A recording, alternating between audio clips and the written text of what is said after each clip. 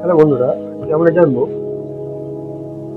PDF থেকে ওয়ার্ডে কিভাবে কনভার্ট করতে হয়। ওকে, মানে ধরুন আপনার একটা পিডিএফ ফাইল আছে, সেটা আপনি চেঞ্জ করতে চান বা আপনি এডিট করতে চান, সেটা আপনি কিভাবে এডিট করবেন সেটা হচ্ছে আপনাকে দেখাবো, আপনি বা আপনাদের দেখাবো। ওকে, প্রথমে কি করবো না, একটা পিডিএফ ফাইল আমি দেখাই। একটা পিডিএফ ফাইল আছে, এবং এটা আপনি এডিট করতে পারবেন না। ধরুন ফার্স্ট নেম আপনি এখানে কিছু লিখতে পারবেন না, মিডল নেম লিখতে পারবেন না, লাস্ট নেম লিখতে পারবেন না, কোনো কিছু এডিট করতে পারবেন না।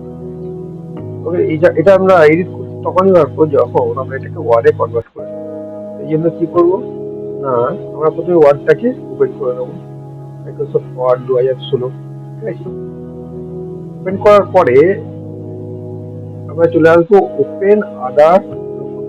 এই যে কোনো একটা অপশন আছে, অপশনে ক্লিক করবো। ক্লিক করার পর ব্রাউজারে চলে আসবো। আপনার যে পিডিএফ ফাইলটা যে লোকেশনে আছে, ডেস্কটপ থাক আপনার, ডি ড্রাইভে থাক, যে ড্রাইভে থাকবে বা যে লোকেশনে থাকবে, সেই লোকেশনটা আপনি এখান থেকে চুজ করবেন। ঠিক আছে, চুজ করার পর আমার যেমন এখানে কোথায় আছে, ডকুমেন্টস আছে। ঠিক আছে, ডকুমেন্টস থেকে আমি ফর্মটা নিয়ে নিলাম, ওপেন করলাম। ওকে, এরকম একটা ডায়লগ বক্স আসবে। ওকে, দিয়ে আপনি কি এটা পিডিএফ থেকে ওয়ার্ডে এটা কনভার্ট করতে চান? অবশ্যই অবশ্যই করতে চাই, এই জন্য আমি ওকে বললাম। এরকম হয়ে গেল। ফার্স্ট নেম, এখানে আমি নাম লিখতে পারি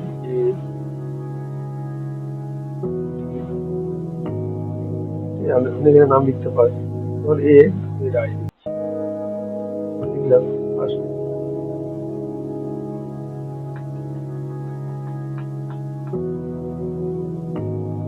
এ Kumar, middle name Kumar, last name A Kumar. আমি বোঝানোর জন্য লিখছি, আদার্স নেম ওইভাবে টাইপ করতে পারবেন। First name, middle name, last name, from to, মানে সবই কিছু আপনি এখান থেকে এবার এডিট করতে পারবেন। এবার এডিট করে এটাকে আমি আবার এটাকে পিডিএফ এ কিভাবে কনভার্ট করবো। ঠিক আছে, কিভাবে করবো না, সেভ অ্যাজে চলে আসবো, ব্রাউজারে চলে আসবো। এখান থেকে আমি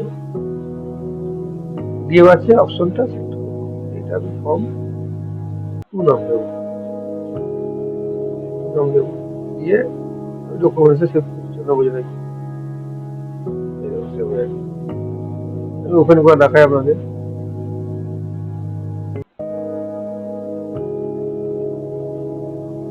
ডকুমেন্টস, এই দেখুন ফর্ম 2।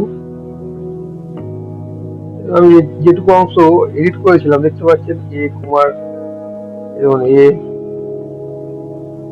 কুমার সিং, এটা এডিট করেছিলাম এ কুমার। এবার আমরা একটা পিডিএফ ফাইলকে এডিট করতে পারি ওয়ার্ডের মাধ্যমে। ওকে বন্ধুরা, বন্ধুরা ভিডিওটাতে যদি থেকে আপনাদের কোনো কিছু হেল্প হয়, তাহলে অবশ্যই একটা লাইক করবেন এবং চ্যানেলটা সাবস্ক্রাইব করবেন, আর পাশে রাখা বেল আইকনটা অবশ্যই প্রেস করবেন। ধন্যবাদ।